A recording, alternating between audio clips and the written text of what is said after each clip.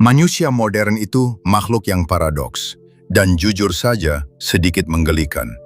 Mereka rela menghabiskan jutaan rupiah untuk perawatan kulit, membeli pakaian bermerek, dan pergi ke retreat meditasi mahal hanya untuk terlihat bersinar. Namun di saat yang bersamaan, mereka memelihara kebiasaan-kebiasaan kecil yang tanpa disadari membunuh karakter dan aura mereka sendiri. Mereka berpikir aura itu soal mistis atau susuk, padahal aura hanyalah residu energi dari bagaimana seseorang memperlakukan dirinya sendiri saat tidak ada orang yang melihat. Tanpa sadar, banyak orang sedang menggali kuburan bagi ketenangan batin mereka sendiri dengan sendok teh. Perlahan, sepele, tapi pasti. Bukan santet yang membuat hidup mereka suram, melainkan rutinitas sampah yang mereka peluk erat setiap hari. Jika Anda merasa hidup Anda berat, wajah Anda kusam meski sudah skincare berlapis-lapis, dan orang-orang enggan mendekat, jangan salahkan bintang zodiak Anda. Simak beberapa kebiasaan sepele yang menjadi penyebabnya ini. Jika Anda tersinggung, bagus. Itu tandanya jiwa Anda masih hidup dan sedang berteriak minta tolong. Pertama, mengeluh tentang hal yang tidak bisa diubah. Manusia tipe ini memiliki bakat luar biasa untuk mengubah pagi yang cerah menjadi mendung hanya dengan satu kalimat. Mereka bangun tidur, lalu hal pertama yang mereka lakukan adalah memaki cuaca, memaki macet, atau memaki nasib. Mereka pikir mengeluh adalah terapi, sebuah pelepasan emosi. Padahal, secara psikologis, mereka sedang memuntahkan sampah batin ke ruang publik dan berharap orang lain mau memungutnya dengan sukarela. Lucu sekali. Setiap kali seseorang mengeluh tanpa intensi mencari solusi, mereka sedang memprogram otak mereka untuk memindai masalah, bukan peluang. Aura mereka menjadi tebal, gelap, dan lengket. Orang-orang di sekitar mereka akan merasa lelah tanpa alasan yang jelas, seolah energi kehidupan mereka disedot oleh vampir yang tidak sadar dirinya vampir. Yang lebih tragis, mereka merasa menjadi korban, victim mentality. Mereka merasa dunia berhutang kebahagiaan pada mereka. Padahal, semesta tidak peduli dengan gerutuan mereka.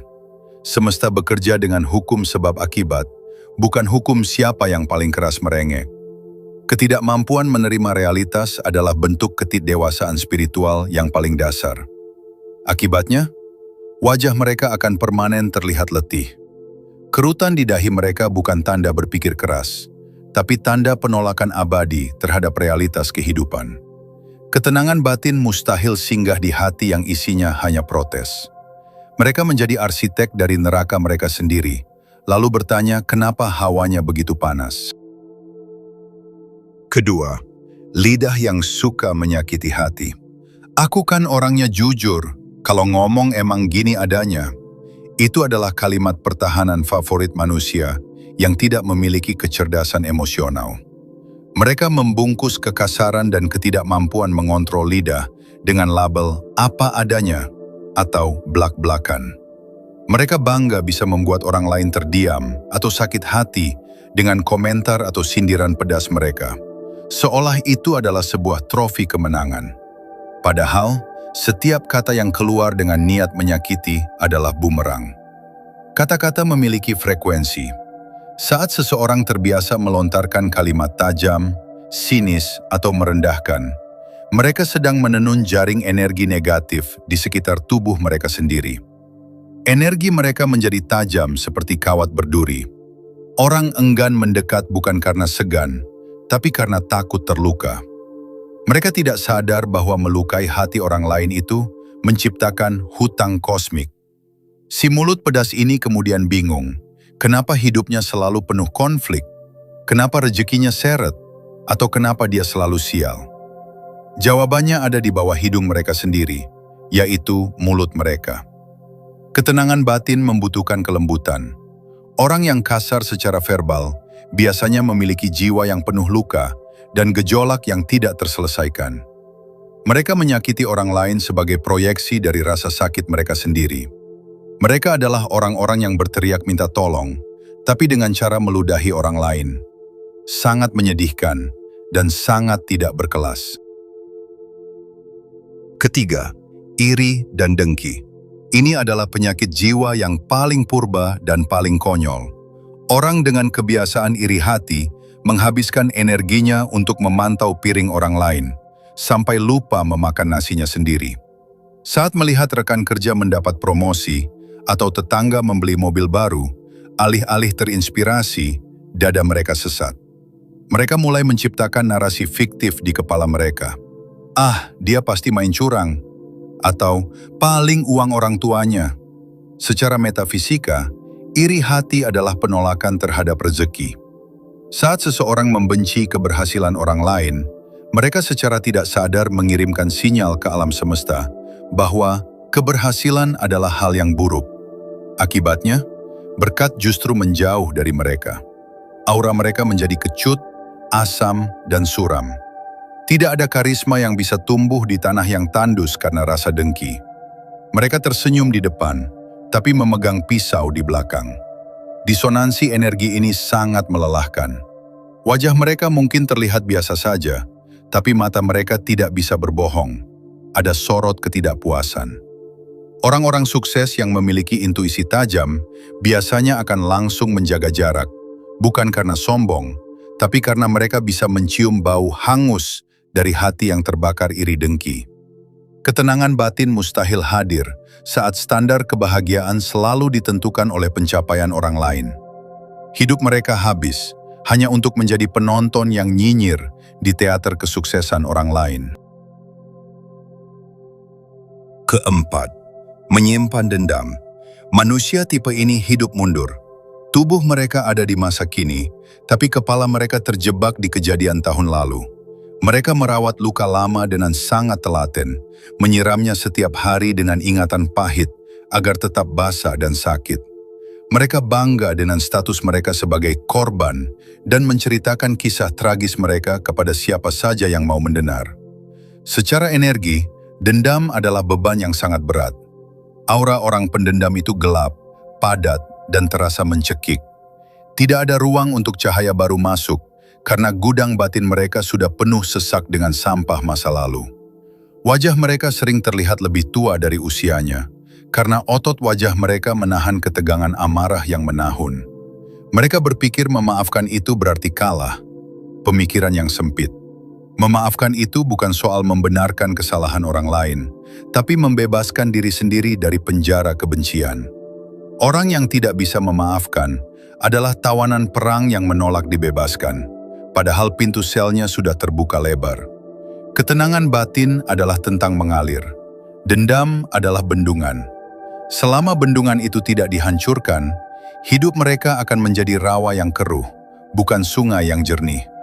Mereka akan terus menarik kejadian-kejadian yang menyakitkan, karena itulah frekuensi yang mereka pancarkan ke alam semesta setiap detik.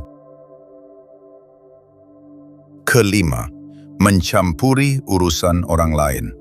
Manusia jenis ini merasa memiliki mandat ilahi untuk menjadi panitia kehidupan orang lain. Mereka menghabiskan waktu berjam-jam membahas perceraian tetangga, pilihan hidup selebriti, atau dosa rekan kerjanya. Mereka merasa lebih suci, lebih pintar, dan lebih bermoral saat sedang memuliti aib orang lain. Ini adalah bentuk kanibalisme sosial. Mereka memakan bangkai reputasi orang lain untuk merasa kenyang. Secara spiritual, kebiasaan ini adalah kebocoran energi yang masif. Saat seseorang fokus pada urusan orang lain, mereka sedang mengabaikan kebun mereka sendiri yang penuh gulma. Aura mereka menjadi keruh karena dipenuhi oleh energi penghakiman. Orang yang suka menghakimi biasanya memancarkan aura yang tajam, dingin, dan membuat orang lain bersikap defensif. Tidak ada yang merasa aman di dekat mereka. Mereka menggunakan gosip sebagai pelarian dari kekosongan hidup mereka sendiri. Membicarakan kegagalan orang lain adalah cara termudah untuk melupakan bahwa mereka sendiri tidak bergerak kemana-mana. Ini adalah anestesi bagi ego yang rapuh. Semakin sering mereka mengurusi hidup orang, semakin jauh mereka dari mengenal diri sendiri. Ketenangan batin mensyaratkan fokus ke dalam, inward looking. Sementara si pengamat urusan orang lain ini, matanya selalu melihat keluar. Mereka menjadi CCTV berjalan yang merekam kesalahan orang, tapi buta terhadap cermin. Keenam, merendah untuk meninggi. Seni manipulasi halus yang menggelikan. Kita semua tahu tipe manusia ini. Mereka berkata, "Aduh, aku kok agak gendutan sih," sambil memposting foto berpakaian ketat dengan perut rata. Atau, "Pusing banget ngurusin bisnis yang omsetnya baru 1 miliar. Mereka pikir mereka terlihat rendah hati, padahal aroma arogansi dan kebutuhan akan validasi tercium sangat menyengat dari jarak jauh. Kebiasaan ini merusak aura karena ia berakar pada ketidakjujuran. Aura yang kuat berasal dari otentisitas. Saat seseorang melakukan humble bragging, ada ketidaksinkronan antara apa yang diucapkan dan apa yang dirasakan. Jiwa mereka berteriak, "Puji aku!" Tapi mulut mereka berkata, "Aku tidak sempurna." Disonansi ini menciptakan getaran yang tidak nyaman bagi siapapun yang mendengarnya. Beberapa orang mungkin tersenyum dan memuji, tapi di alam bawah sadar, mereka kehilangan rasa hormat. Si pelaku humble brag ini sebenarnya sedang mempertontonkan rasa tidak aman atau insecurity mereka yang akut. Mereka seperti pengemis yang memakai pakaian mahal, terlihat kaya, tapi mentalnya tetap meminta-minta pengakuan. Ketenangan batin tidak akan pernah dimiliki oleh orang yang sibuk memanipulasi persepsi orang lain. Mereka hidup di atas panggung sandiwara yang mereka bangun sendiri, terus-menerus cemas apakah penonton percaya pada akting buruk mereka. Mereka lelah, sangat lelah.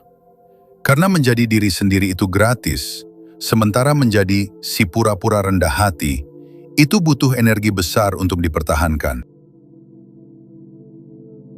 Ketujuh, menelantarkan rumah jiwa.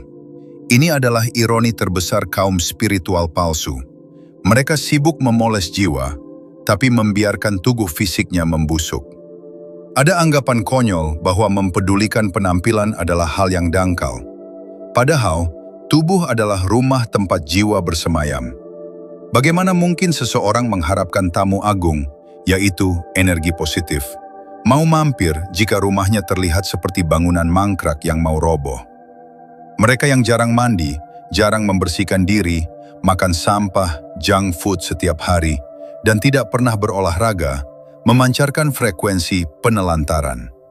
Aroma tubuh yang tidak sedap bukan hanya mengganggu hidung, tapi juga mengganggu eterik. Aura mereka terlihat kusam, lengket, dan berwarna tanah lumpur. Orang lain secara bawah sadar akan mundur selangkah, bukan hanya karena bau fisik, tapi karena insting menolak energi yang sakit. Lucunya, mereka sering berdalih, "Terimalah aku apa adanya." Ini adalah bentuk kemalasan yang dibungkus romantisme. Merawat tubuh, potong rambut rapi, tubuh yang terawat, wangi, berpakaian bersih yang pas di badan, adalah bentuk penghormatan tertinggi pada Sang Pencipta yang telah meminjamkan raga ini. Aura high value selalu datang dalam paket yang terawat. Ingat, Anda tidak harus berwajah seperti model sampul majalah. Tapi jika Anda memperlakukan tubuh Anda seperti tempat sampah, jangan heran jika orang lain juga memperlakukan Anda seperti itu. Aura karismatik membutuhkan aliran darah yang lancar dan otot yang tidak kaku karena rebahan seharian. Aura Anda, ketenangan batin Anda, bukanlah hadiah dari langit. Itu adalah gaji yang Anda dapatkan dari pekerjaan batin yang Anda lakukan setiap hari. Buang sampahnya, bersihkan wadahnya, dan berhentilah menjadi racun bagi diri sendiri.